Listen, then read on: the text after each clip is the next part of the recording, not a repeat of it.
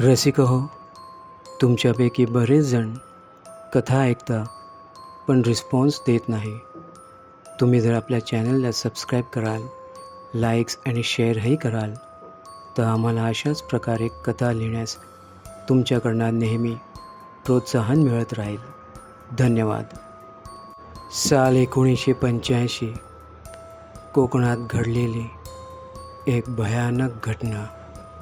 झाडाझुडपांच्या पानाला भेदून येणारी सूर्याची ती किरणे थेट घरात प्रवेश करत होती. संथ गतीने वाहणारा थंड थंड वारा आणि पक्ष्यांची ती होणारी किलबिलाट निसर्गाने विपुल नटलेला असा कोकण रम्य भासत होता. सकाळचे हे नयनरम्य दृश्य पाहण्यात सुधाकर साठे दंग झाला होता व त्याची पत्नी शालिनी अंगणात पाणी शिंपडत होती आणि त्यांची लहान मुलगी अबोली मात्र झाडाखाली आनंदाने झोके घेत होती. सुधाकर, त्याची पत्नी शालिनी व त्याची लहान मुलगी अबोली असे हे 3 सदस्य कुटुंब आठवड्यापूर्वीच कोकणातल्या एका गावात स्थायी झाले होते. सुधाकर तालुक्याच्या एका सरकारी रुग्णालयात डॉक्टर म्हणून रुजू होता. नवीन घरात हे कुटुंब अगदी आनंदात होते. आठवडा झाला होता त्यांना या गावी येऊन. गावात आजूबाजूला एखादं दुसरं घर सोडलं की अजून इतरांशी त्यांची ओळख बाकी होती. गावात आल्यापासून त्यांनी गावातल्या कुलदेवीच्या मंदिरालाही भेट दिली नव्हती. म्हणून आज सायंकाळी सुधाकर, त्याची पत्नी शालिनी व त्याची मुलगी अबोली देवीची ओटी भरण्यासाठी गावच्या कुलदेवीच्या मंदिरात आले. मंदिराच्या पुजारीने तिघांच्या कपाळाला देवीचा अंगारा लावला. आपली व आपल्या कुटुंबाची ओळख देत सुधाकरची काही क्षणी त्या पुजारीशी गप्पा झाल्यावर ते तिघे मंदिराबाहेर आले. गावातून एक फेरफटका मारावा म्हणून ते चालत चालत गावच्या ओढ्यापर्यंत आले. काही क्षण तेथे बसून एकमेकांशी गप्पा मारत ते निसर्गाचा आनंद घेऊ लागले. त्यांच्या अवतीभवती त्यांची मुलगी अबोलीने आपल्याबरोबर आणलेला त्या मोठ्या बॉलने ती खेळत होती. अधूनमधून सुसाट वाऱ्याचा जोर कायम वाहत होता आणि त्याच वाऱ्याच्या प्रवाहात तो हलका फुलका बॉल गतीने पुढे पुढे सरकत होता आणि अबोली तो बॉल पकडण्यासाठी त्या बॉलच्या पाठोपाठ जाऊ लागली. वाऱ्याच्या प्रवाहाने तो बॉल टपटप सरकत काही दूर असलेल्या एका ओसाड घरात गेला आणि अबोलीही त्या बॉल पाठोपाठ त्या घरात गेली. गप्पा मारत मारत संध्याकाळचे साधारण 6 वाजले असावेत आणि अचानक शालिनी आणि सुधाकरची नजर अवतीभवती फिरवली, पण अबोली त्यांना तिथे कुठेच दिसली नाही. चिंता करत शालिनी आणि सुधाकर वारंवार अबोलीला आवाज देत होते, पण अबोली त्यांना आजूबाजूच्या परिसरात कुठेच दिसली नव्हती. एकतर ते त्या गावात नवीन होते म्हणून आजूबाजूच्या परिसराची त्यांना फारशी माहितीही नव्हती. म्हणून शालिनी फार घाबरली आणि तिचा चेहरा रडकुंडीला आला. सुधाकर आणि शालिनी अबोलीला आवाज देत त्या ओसाड पडलेल्या घराच्या परिसराबाहेर आले. आई वडिलांचा आवाज ऐकत कावरी बावरी झालेली अबोली लगबगीने त्या ओसाड पडलेल्या घराच्या परिसराबाहेर आली. अबोलीला पाहत शालिनीने अबोलीला जवळ घेतले आणि विचारले, "अरे बाळा, कुठे गेली होती?" अबोलीचा चेहरा मात्र सुन्न पडला होता. अबोलीने त्या घराच्या दिशेने हाताचा इशारा करत बोट दाखवला आणि तिच्या तोंडून शब्द बाहेर पडले, "आजी." सुधाकर आणि शालिनीला अबोलीचे बोल नीट उमगले नाही आणि त्यांची नजर त्या घराकडे गेली. तेवढ्यात त्या घरातना अबोलीचा तो बॉल टपटप करत अबोलीकडे आला. कदाचित अबोलीने त्या बॉलकडे बोट दाखवत इशारा केला असावा असे सुधाकर व शालिनीला वाटले असावे, पण अबोलीला काहीतरी दाखवायचे होते म्हणून तिने त्या घराकडे बोट दाखवले. पण या गोष्टीचं गांभीर्य लक्षात न घेता शालिनीने अबोलीला उचलून घेतले आणि ते तिघे आपल्या घराकडे निघाले. घराकडे जाताना अबोलीने पाठीमान फिरवत गांभीर्याने त्या घराकडे पाहतच होती. 2-3 दिवस उलटून गेले. अबोली फारशी कुणाशीच बोलत नव्हती. पूर्वीसारखी ती मस्तीही करत नव्हती. एका ठिकाणी एकटक पाहत ती सारखी बसून राहायची. सुधाकर आणि शालिनीलाही अबोलीमधला हा बदल दिसून येत होता आणि यामुळे पुढे त्यांना कुठल्या तरी मोठ्या संकटाला तोंड द्यावे लागणार होते. त्याबाबत त्यांना याची कल्पनाच नव्हती. साधारण रात्रीचे 1 वाजले असावेत. कसल्या तरी आवाजाने शालिनीला जाग आली आणि ती दचकून उठली. कारण तिच्या बाजूला झोपलेली अबोली त्या खोलीमध्ये कुठेच दिसत नव्हती. तिने घाबरत सुधाकरला उठवले. सुधाकर आणि शालिनी अबोलीला शोधत शेवटी स्वयंपाकघरात आले. अबोली स्वयंपाकघराच्या खिडकीपासून काही अंतरावर उभी होती. ती एकटक त्या खिडकीबाहेर पाहत होती. तिला अशा अवस्थेत पाहून शालिनी म्हणाली, "अरे बाळा अबोली, काय झालं तुला? तू अशी का उभी आहेस इथे?" त्या खिडकीसमोर बोट दाखवत अबोली म्हणाली, "ती आजी मला बोलावते आहे. ती आजी मला बोलावते आहे. मी जाऊ आई?" अबोलीच्या तोंडून चित्रविचित्र बोल ऐकून शालिनी म्हणाली, "कोण बोलवते तुला? कोण ती आजी?" म्हणून सुधाकर आणि शालिनीने त्या खिडकीबाहेर पाहिले, पण त्यांना तिथे कोणीच दिसले नाही.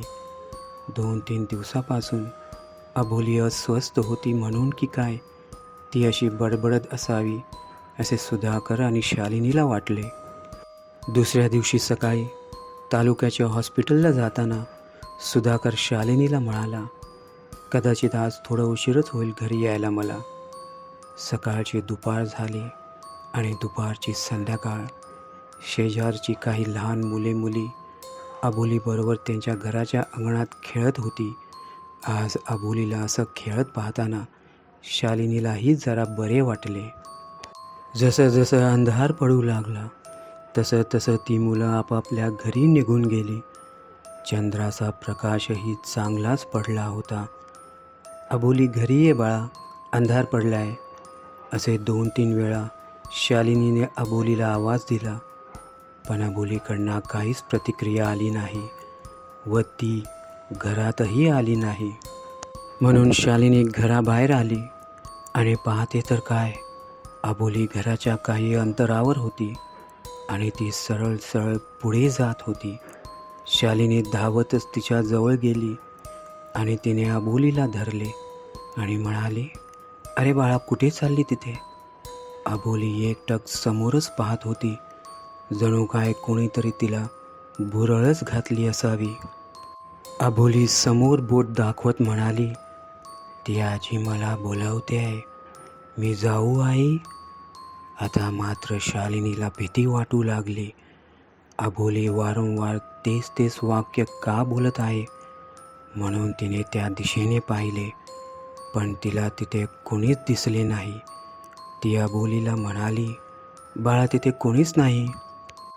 पुन्हा अबोली समोर बोट दाखवत म्हणाली, "ती तिथेच त्या झाडामागे आहे आई." म्हणून पुन्हा शालिनीने तिथे नजर भिरकावून पाहिले आणि जो नजारा तिने पाहिला ते पाहून शालिनीच्या छातीत भीतीने गोळाच आला. त्या झाडामागून एक म्हातारी डोकावून शालिनीकडेच पाहत होती. विस्कटलेले केस, डोळे पांढरे शुभ्र, चेहरा जळालेला, अशी विचित्र आणि भयानक भासत होती ती. तिला पाहताच शालिनीच्या अंगावर भीतीने काटाच उमटला आणि लगेच ती अबोलीला घेऊन घरात आली. दारा खिडक्या बंद करून ती देवाचं नाव घेऊ लागली. सुधाकरलाही ती हे कळू शकत नव्हती, कारण त्या काळात मोबाईलही नव्हते आणि आज त्यांना याला उशीरही होणार होता. ती शेजाऱ्यांकडेही जाऊ शकत नव्हती, कारण त्यांच्या आणि शेजाऱ्यांच्या घरामध्ये बराच अंतर होता आणि घराबाहेर पडण्याची तिच्यामध्ये हिंमतही नव्हती. बराच वेळ निघून गेला. रात्रीचे साधारण 10 वाजले असावेत. अबोलीला जेवण भरवून औषधाचा एक डोस देत ती अबोलीला झोपवू लागली. सुधाकरची वाट पाहत तिचा डोळा कधी लागला हे तिला कळलेच नाही. रात्रीचे किमान 1:30 वाजले असावेत. जोरजोरात कोणीतरी दार धडधड करत असल्याने शालिनीला जाग आली. वारंवार दारावर धडधड होत होती आणि शालिनीचा भीतीचा पारा वर चढू लागला. आणि इतक्यात बाहेरून एक भयानक आवाज शालिनीला ऐकू आला. मला ती मुलगी हवी. मी तिला न्यायला आले आहे. दार उघड. शालिनी आता फारच घाबरली. तिचा चेहरा आता रडकुंडीला आला होता. ती अबोलीला कवटाळून बसली होती. बराच वेळ हा प्रकार चालूच होता आणि शालिनीचा डोळा कधी लागला हे तिला कळले नाही. आणि एकदाची ही रात्र उलटून गेली आणि सकाळ झाली. तेवढ्यात सुधाकर घरी आला. घराचे दार उघडेच होते. तो थेट आतल्या खोलीत गेला. शालिनी घराच्या भिंतीला टेकून झोपली होती. त्याने शालिनीला उठवले. शालिनी दचकूनच उठली. सुधाकरला पाहताच तिने घाबरतच त्याला मिठी मारली. शालिनीची अशी अवस्था पाहून सुधाकरने तिला काय झाले म्हणून विचारले, पण तेव्हाच शालिनी भांबरली, कारण अबोली तिच्याजवळ कुठेच दिसत नव्हती. तिने अबोली अबोली कुठे आहेस तू बेटा असे हाका मारत सबंध घर हुडकून काढले, पण अबोली कुठेच दिसली नाही. सुधाकर गोंधळून गेला. हे काय चाललं हे त्याला कळतच नव्हते. म्हणून त्याने शालिनीला विचारले. घडलेला सगळा प्रसंग तिने सुधाकरला सांगितला. सुधाकरला अशा गोष्टींवर विश्वास नव्हता, पण त्याला हे कळले की अबोली घरी नाही. मग अबोली गेली कुठे? शालिनीच्या डोळ्यातून सतत अश्रू वाहत होते. पण जेव्हा त्यांनी या प्रकाराबद्दल शेजाऱ्यांना सांगितले, हे ऐकताच शेजारी म्हणाले, अहो ती म्हातारी फार भयानक आहे. जो कोणी तिच्या घरात गेला तो जिवंत कधीच बाहेर पडला नाही. तुमच्या मुलीचे त्या दिवशी नशीब बलवत्तर होते. तिच्या कपाळात देवीचा अंगारा होता म्हणून, नाहीतर तिचं काय खरं नव्हतं. तुम्ही या गावी नवीन आलात आणि आम्हीसुद्धा याबद्दल तुम्हाला सांगितले नाही. पुढे ते म्हणाले, फार वर्षापूर्वी त्या घरात एक म्हातारी राहायची. गावकऱ्यांच्या न कळत ती त्या घरात चेटूक व काळ्या विद्येचा प्रयोग करायची आणि त्या काळ्या विद्येचा प्रयोग ती गावातल्या लहान सहान मुलांवर करायची. यामुळे गावातल्या काही मुलांचा मृत्यूही झाला व काही मुलांच्या वागण्यात विक्षिप्तपणा जाणवू लागला. आणि जेव्हा गावकऱ्यांना याबद्दल कळाले, त्यांनी रागाच्या भरात त्या म्हातारीला तिच्याच घरात जिवंत जाळले. जळता जळता ती म्हातारी म्हणाली, मी येईन, मी पुन्हा येईन. आणि काही दिवसानंतर काही गावकऱ्यांना ती पुन्हा तेथेच दिसली. तिची आत्मा तेथेच वावरत आहे, पण आता तिचा अवतार फार भयानक झाला आहे, म्हणून कोणीही त्या परिसरात फिरकत नाही. आणि विशेष म्हणजे कोणीही आपल्या लहान लहान मुलांना तेथे जाऊ देत नाही, कारण ती प्रामुख्याने लहान मुलांनाच शिकार बनवते. आणि आता ती तुमच्या मुलीच्या पाठीही पडली आहे. सहजासहजी ती तुमच्या मुलीचा पिछा सोडणार नाही. आणि एवढ्यात गावातली काही लोक जमा झाले. तेही म्हणाले, काल रात्री तुमच्यासोबत जो प्रकार घडला हे पाहता कदाचित अबोली तिच्या तावडीत सापडली असावी. सुधाकरला आणि शालिनीला आता काय करावे हे कळतच नव्हते. फार हताश झाले होते ते. शेवटी सुधाकर आणि गावकऱ्यांनी पोलिसांच्या मदतीने अबोलीला त्या ओसाड पडलेल्या घरातही जाऊन हुडकले, पण अबोली कुठेच सापडली नाही. पोलिसांनी गावच्या कानाकोपऱ्यात अबोलीचा शोध घेतला, पण त्यांना अपयशच आले. सुधाकर आणि शालिनीच्या मुलीच्या बाबतीत जे घडले याचे गावकऱ्यांना फार वाईट वाटले होते, पण गावकऱ्यांना पक्की खात्री होती की या घटनेमागे ती म्हातारीच होती. म्हणून या गोष्टीचे गांभीर्य लक्षात घेत पुढे असा प्रकार न घडो म्हणून गावकऱ्याने त्या घराभोवती एक भले मोठे कुंपण बांधले, जेणेकरून चुकूनही एखादं लहान मूल त्या घराकडे जाणार नाही. या घटनेनंतर सुधाकर आणि शालिनी पार बिथरले, जणू काय त्यांची दुनियाच उद्ध्वस्त झाली. मित्र हो, या अनुभवाबद्दल आपल्या प्रतिक्रिया कमेंट बॉक्समध्ये द्यायला विसरू नका आणि त्यासोबत लाईक्स आणि शेअर करायलाही विसरू नका. धन्यवाद. तुमच्याकडेही असे काही अनुभव किंवा गोष्टी असल्यास खाली डिस्क्रिप्शनमध्ये दिलेल्या ईमेलवर तुम्ही ते पाठवू शकता.